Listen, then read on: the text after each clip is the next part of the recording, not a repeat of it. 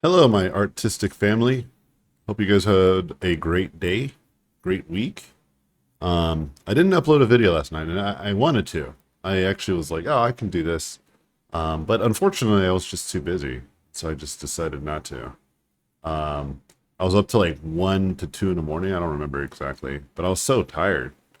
I didn't really get much sleep the last few days. I've been kind of feeling pretty anxious about a lot of things that have been going on in my life. And yeah, I was just like, yeah, I'm just gonna stay busy. It's kind of my way to handling some stuff.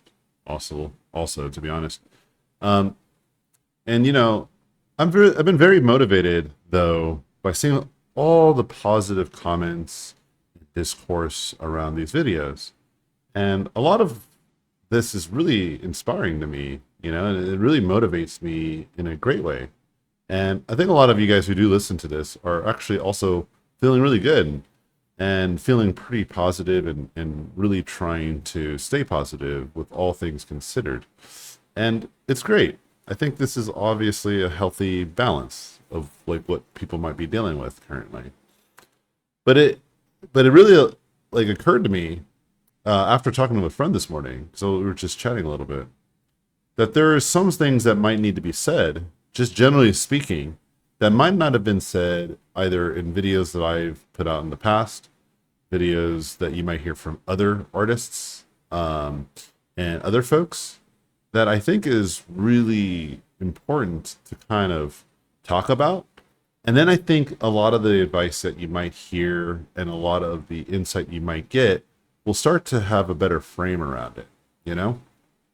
And will allow the positivity, from what I can tell, stick. Because that's ultimately all I care about, is to try to help people out. There's a lot of things going on in the world as making this video, depending on when you're watching this. Maybe you're living in a futuristic utopia, solar punk vibes. We've become one of nature. Very unlikely. This video will probably be relevant for all eternity. In fact, if you're watching this video from some sort of futuristic dystopian cave where this is just like found on somebody's cached hard drive of the remnants of the internet, then hey, what's up, man? How's the Mad Max lifestyle treating you, man? Anyway, so what were we talking about? Well, I was giving some advice, and one of the things that was kind of brought out was this idea of toxic positivity. Now, this is the first time I've really ever heard of this. And to be frank, I might not even be doing a good job describing it, what I'm about to do now. And if I'm not, maybe that's why I'm toxic, because I don't know what I'm talking about, right? So I'm going to do my best to kind of try to understand it and try to steelman the point that's being made. And so what I think is happening is when people are latching to this idea of toxic positivity is this perspective of like, look, the world does suck. People are losing jobs. The industry is in shambles. And there are lots of bad actors in charge of these major projects. And it just feels like an ungodly hellscape to navigate through. And people are coming out here saying, nah, it's time. Like, you're good. Stay positive. It feels like you might be taking crazy pills when you're hearing this. And I think that is a reasonable stance to consider. And I'm going to try to bring some nuance to why I don't actually agree with basically coining this idea to something called toxic positivity. And I'll explain why right now, actually. I think there's a better way to describe how people are feeling. There's already words we can use that can we don't need to make up new terms just for the sake of it. And I think it's regressive potentially, actually. It doesn't address what I believe is the issue here, right? Calling it toxic positivity then opens the door of if someone is being positive and you're not feeling good, well, they're being toxic, aren't they? And I don't think that's the case. I think in this instance, it's a little bit more helpful to kind of reestablish or really understand kind of the heart of the issue here and the problem, and then just address that. No need to make up words. And a better way for me to describe what I think is actually happening is a lack of validation. And I think this is a better way to frame it, because if you think of it this way, of like a lack of validation, then it's not toxic. It just means that you're not necessarily paying attention or being empathetic, or maybe you're over-indexing on positive vibes, when in reality you probably should just be listening, right? It's a like meme between spouses where it's like, all I wanted you to do was to listen, not solve my problems, right? We've all been there. And so I think that if you think of it this way, of a lack of validation at some level, I think that's something we can address. But what I don't think is addressable is that there is truth to staying positive versus negative. That's just true. So for instance, if you were to say, all things being true, the industry is hopeless, the world is on fire, which again, I actually don't disagree with some of the sentiment. So fuck it. Life is hard. Everything's hard. Who gives a damn anymore? That does not seem great. That seems like toxic negativity, right? Everything is toxic now. There's no benefit here to thinking this way. And we all know the consequences of this type of thinking, right? We've seen it, the tragedies of this. And this is what I'm trying to avoid, right? I'm trying to avoid people thinking that it is truly hopeless. Like, imagine some of our greatest thought leaders had this perspective of like, like Martin Luther King's like, hey, listen, racism's real and everything sucks. So fuck it. Just deal with it, guys. And like, this is just the world we're going to have to live in. What was dangerous about Martin Luther King was not because he kind of keeled over. He was a really optimistic and positive influence, but he was pragmatistic. Like, he had pragmatism to the way he was explaining things. And he had an approach that was hopeful, that felt like there were steps in a good direction. But I think what he did really well as well, which I think might be missing, and I want to actually remedy this myself if I feel like I haven't done a good job of this. There's absolutely opportunity that I have not done a good job of this.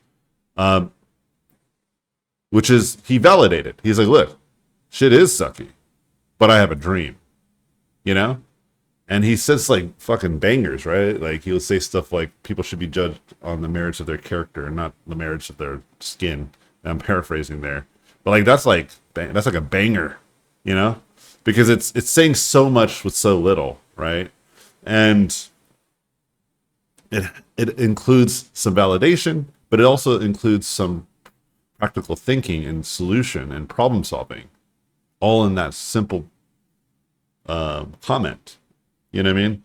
I remember John F. Kennedy had an incredible thing about one of my favorite speeches of his, where he says, we don't do it because it's easy, we do it because it's hard, right? Like, this is one of those types of things that's really inspiring and reminds you that things worth having are just a challenge, right? And I think that there is importance to the validation part of this, right? And so, kind of going back to what I was saying about why I think that we should reframe the conversation here, is because it allows action. Because if the question is people are, or if what defines the terms toxic positivity is this idea that people feel like they're not being heard, then let's just call it what it is. People are not being validated. They're not being heard. People are losing their jobs. People are having a hard time finding jobs. I have friends who've literally changed careers. Like, I am not delusional to this. I am not naive to this. One of my buddies I see on LinkedIn pretty regularly asking for opportunities. And pretty regularly I see people saying like they want to get out of the industry. I do see this.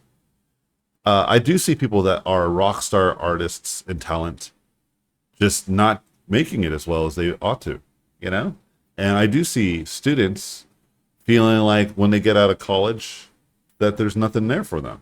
I do see that a lot of job postings are almost primarily for highly skilled or senior level individuals. This is all true. And I hear you and I see you, you know? But, I was talking to my buddy, and one thing that I mentioned to him was that, look, I'm getting this opportunity. I mentioned it in the beginning of this video that I got a lot of work to do. And I got this opportunity in which I have the ability to bring on people, bring on workers, people that I can potentially hire. And I said to him, the only reason I'm not going to be able to bring someone like you on board is not because of any of these external factors, not because of any of these things that are absolutely true, that you're totally valid in feeling afraid of and being fearful of and feeling hopeless with. I get it. But look, you know me. You have me as a connection. I'm out here, dude. I'm grinding. I'm trying to get that cheddar. And every once in a while I do. And when I do, sometimes I'm in a position where I can help my fellow artists. But I will only be doing a good job if I hire the kinds of artists that will do a good job. I can't just hire people because the industry sucks and you should deserve a job outside of that. Like, at the end of the day, we all understand that people need to be skilled. And with all of these things that are going on in the world, and all of these things that are challenging you and challenging other artists, it doesn't change the facts on the ground, which is that you still have to have the skill. Regardless of how these executive decisions from large studios seem ass backwards or seems unethical or unreasonable, there are still plenty of great studios. And he even mentioned, like, there's like a lot of really good studios overseas, like in Europe, that do respect their employees and do respect their staff.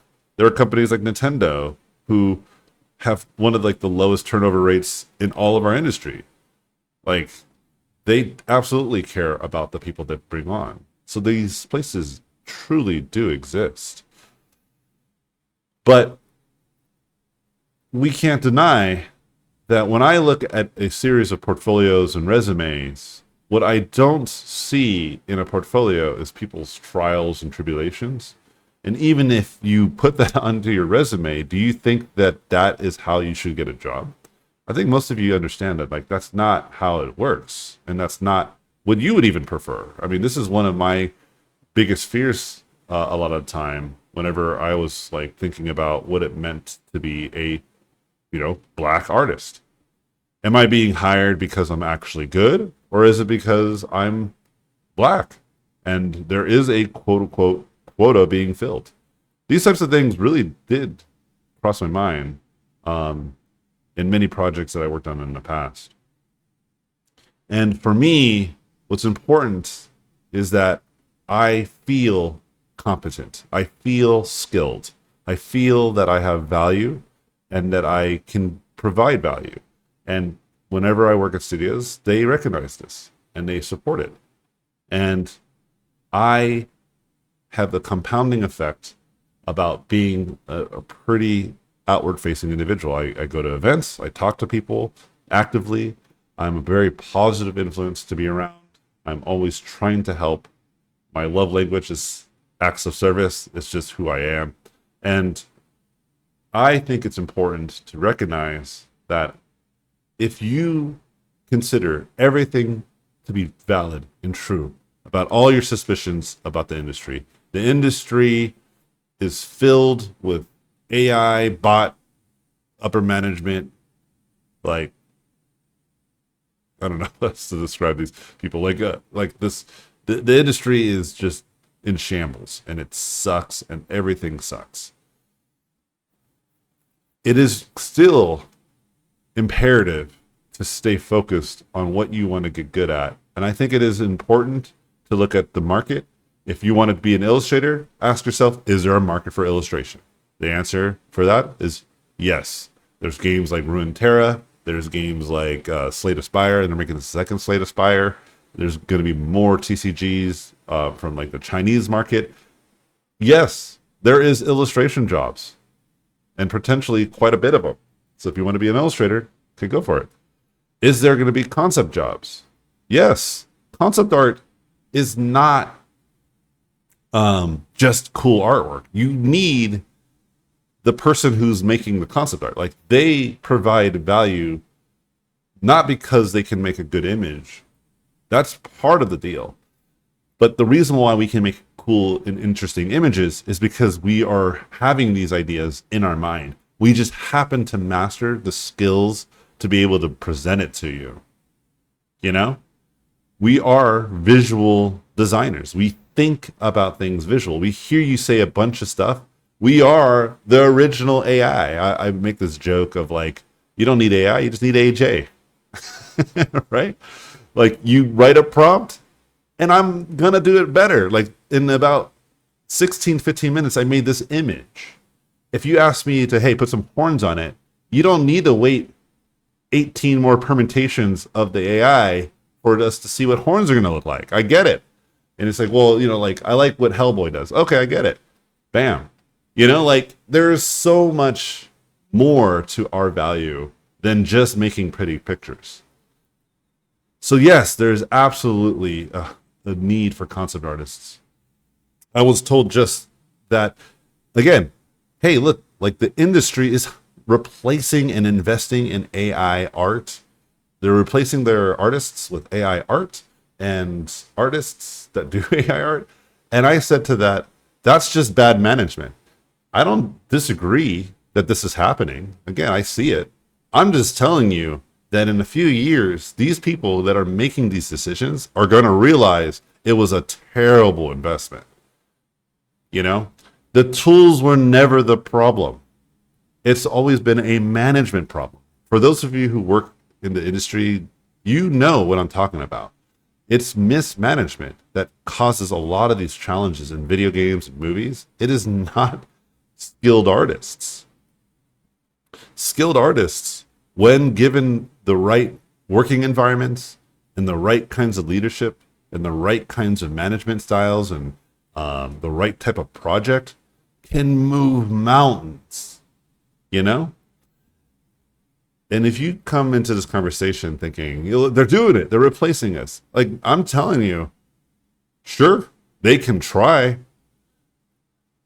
You have very little faith in what we actually provide as value. Don't do that. That's what they're doing. You know, they are absolutely making this terrible mistake. And I know this because I've worked for studios in which they tried to do this. They try to make the AI work for them and realize, wait, there's more to making cool imagery than just writing a sentence. You know, absolutely. It's an iterative process. It's a collaborative process. It requires different people's experiences and people's different of an opinion. You need to bounce against other smart and creative individuals. It is not going to be done by an algorithm that's averaging what it thinks good art is. You know? And so if you ask yourself what other markets, like, is there a market for 3D art? Yes. Is there a market for storyboard artists? Yes. Is there a market for visual effects artists? Yes. And again, I am not delusional. I had a buddy I saw on Facebook. He got let go from a major visual effects studio. He actually got shut down. Like, he didn't just get let go. Like, it just closed its doors. It's incredibly sad. But he got an opportunity right away. Why? Because he's a fucking badass. He's one of the best people at what he does. So it's not a surprise to me he was able to bounce back. But what may have caused the overall shutting of the mill specifically is this visual effects studio. I don't know, man. I actually have no idea. But we all have understood for quite a while that the visual effects industry uniquely is underserved and underpaid. And this, again, is not the fault of the artists, but the fault of the executives that keep undervaluing what we do. And there is, at some point, going to be a moment where the rubber hits the road, where you guys will see that either these people start to wake up and realize, oh shit, did we just basically replace all of our actual skilled workers with just robots? And now the people that are actually running the robots are not skilled workers, they're just managers and executives? Wait a minute. Listen, it's not going to work out. And what might end up happening is people that did get laid off or fired or let go from these large studios, there's a good chance that some of these people will find other avenues, whether they get a better job or they begin to start their own studios, because there is going to be some people in those groups that are not going to keel over. They're going to be like, no, I have value. I'm going to make my own visual effects studio. I'm going to make my own animation projects. I mean, this is how a lot of these studios started in the first place, was just a small group of people that had a dream and made it happen. The only consequence that advice I would give to those folks is that you are not immune to the same issues that arise from large scale studios and mismanagement, no matter the best intentions. In fact, I made like an oath to myself that when the games that I work on start to become pretty big and do well, and again, it's a matter of when, not if. I don't know when. It could be 10 years from now. That I just won't scale my studio more than it needs to be. Like, I feel like if we can all get a Korean barbecue table, like we can get a table for 6, that is as big as my core team ought to be. And hey, maybe we can't make MMOs. Hey, maybe we can't make big live service video games. But that's the catch. Then I just won't do it, because it will require me to scale. And as a result, I just don't feel comfortable being in a position where I'll have to lay off tons of people, because it will almost inevitably happen, because our games won't always be aggressively profitable. It's just part of the challenges of any large studio. And to be fair, that's why you need managers. That's why you do need execs. You do need people who just think about the business of the business. But at the same time, there needs to be a healthy balance and relationship with the people who are helping you have a thriving business, And I think that's a fair critique that a lot of us have. But listen, you guys have to understand that I truly, truly understand that there's a lot of challenges. I have been at companies that have been shut down. I have been laid off before. I have been in positions, even currently, I'm just essentially just a gig worker. I'm just working contract to contract. I am always and sometimes and never in these positions. It is a roller coaster just as much as it is for you. The difference, though, and this is something I would have you ask, is what am I doing? Like, what am I doing about it? Right? And when I give the advice of staying positive and staying focused and not giving in and not letting all of these types of challenges that we all see get to you, it's not because I am head in the sand, not paying attention. Like, I know, like I just saw that our president of the United States just put tariffs unilaterally on every fucking product. It doesn't take an economist to understand that there is more nuance to putting tariffs on everything. It is incredibly naive, right? Like, from what I can tell, you have to have more strategy. You got to be able to do targeted tariffs to actually build national wealth and innovation and growth within industries that have vectors and movement already somewhat set up. You know what I mean? It'd be like putting a PIP, like a performance review, essentially, on your entire staff because you feel like your game is not doing well. Like, that is just wildly irresponsible. You want to target things. Like, you can't just unilaterally do stuff. Like, this is an opinion that I have, and some of you guys may disagree. That's fine. I'm not here to talk about whether we should have tariffs or not. What I'm trying to say is I'm aware. Like I know that this is happening. I'm not like what's going on in the world. Like I do know what's happening, and I do have opinions about it, and I do feel frustrated with a lot of the leadership of my nation. But at the same time, I love art. I love helping people. I love teaching folks. I'm not going to sit here and spend the majority of my time agreeing with you that life is tough. I am going to say, yes, life is tough, but here's ways to help you invest in yourself that eventually it won't be as tough. Or at least you'll have tools to navigate it when it is tough again, because it will never stop being tough. Life will never let up. And that is me making an attempt on trying to validate a lot of these challenges you guys are going through. And I hear you. But we have to also find solutions. And we also have to be thought leaders and innovators of how we can get ourselves out of this. It is clear to me, and I'm sure many of you guys, if you're expecting the paradigm shift to happen from the top, I think that's just not the best approach. If you think that there's more opportunity to make changes from the bottom, like from an individual, case by case, yeah, you have better chances there because you have control over this. Like I said, maybe you're the one who's listening to me talk right now, the person I'm speaking to that starts that next big game studio that does hire your peers and make an incredible product. And you can be like, yeah, I heard this video and it made me realize, yeah, I can do it. And you did it. I remember I had some students once that they're like, hey, I wish there was more workshops and events in Toronto. There's really not. And there's a lot of good artists here and there's a lot of people who want to do what we do, but there's like nothing out here. I wish there was more. And I simply just asked, well, why don't you guys do it? And they're like, wait a minute, what? We can do it. And I said, yeah. And they did. And it was successful. It's very hard. And I think they realized they don't want to be like event planners. They ultimately ended up getting jobs of their own, which is great.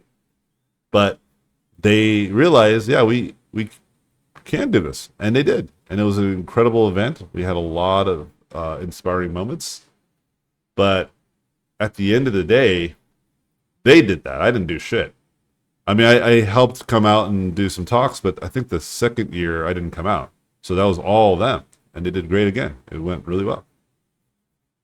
And so for me to have folks think that you don't have opportunities and you don't have solutions to these problems, I'm just trying to get you out of that. Like, there are ways, man. And through all great depressions and recessions and economic challenges and all of the stuff, there's always going to be moments where we're going to just have to shift a little bit, right? I don't disagree with this. But then, out of them comes stuff like the film industry, right? Stuff where people want to escape and art becomes the great escape and it becomes just as valuable as it once was.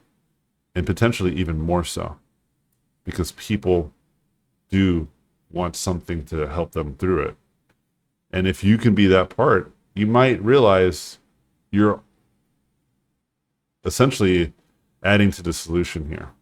And so, yeah, I think I've talked enough. I just realized I've gone over almost my 20-minute quota for myself, which is fine.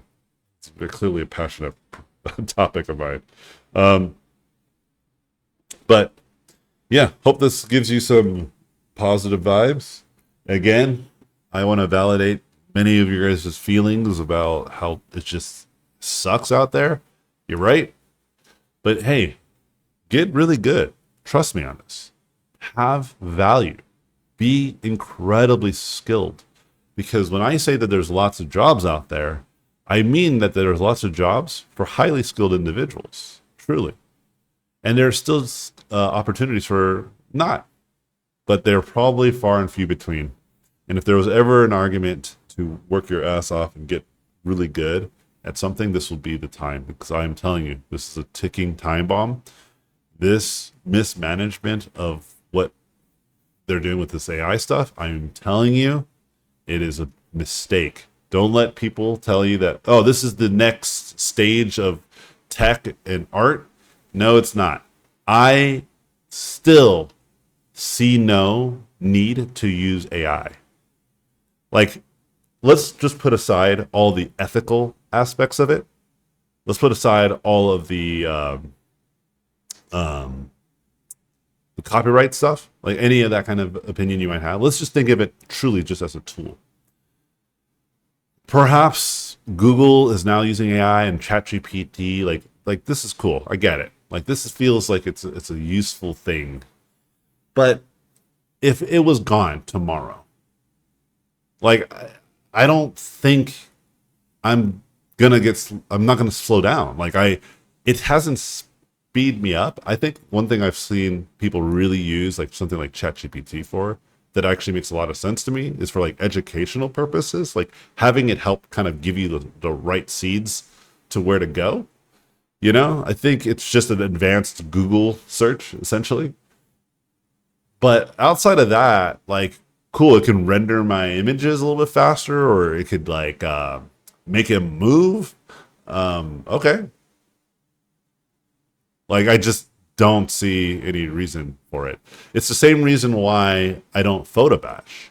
Photo bashing has been a widely accepted workflow. And I've done it in the past, but I just don't do it anymore because I realize I rather lean on my artistic taste and sensibilities is what makes me stand out, because photo bashing ultimately is just an easier way to kind of convey a visual idea. And I think it's really important to understand that if you can do it in other ways, in other meaningful ways, then you don't really need to use it. And that's why I feel this way about AI tools, quotation marks, as of now, right?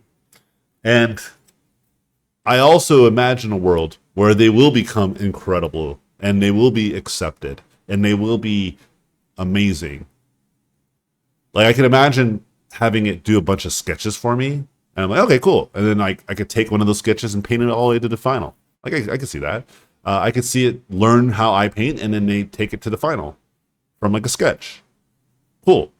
But every part of that process I would have control over, and any part that I want to iterate or move laterally, I can do. And what that means to me is that even in the scenario where AI becomes this all-encompassing, embraced tool, I am going to be running circles around anybody else. And I'm trying to tell you guys that will be true for you as well. You know? Because if I'm using these things as well, then what's truly slowing me down? I'm already a fast painter. Now I can probably do shit in like 5 minutes. Are you crazy? I'm going to be so valuable. And so, with that said, I'm going to actually do a couple paintings later today, 5-minute paintings, just to show you what I can do in 5 minutes. Now imagine an ethical, well-accepted AI tool in the hands of AJ, right? So it makes no sense to me to drop the pencil and not draw anymore. Like, even with everything considered, it still makes perfect sense to me to get highly skilled as an artist. And I don't mean just the ability to draw. I'm saying understanding what makes good art, how to make good art, why is art good, how to hear people talk about art and understand what they need from that. This is going to be tremendously valuable. I promise you guys. It already is, and it will be even more so in the future. Anyway, hope this helps you guys out. As always, I appreciate y'all. And again, thank you for the support. Yeah, I'm going to do the YouTube thing, try to grow my audience here and see if I can put out those positive messages to more folks. So subscribe, like, so that more people can see this. And then, yeah, if you want to support me, yeah, just check out some of my tutorials or just keep on watching these videos. Appreciate you guys, and I'll see you guys tomorrow.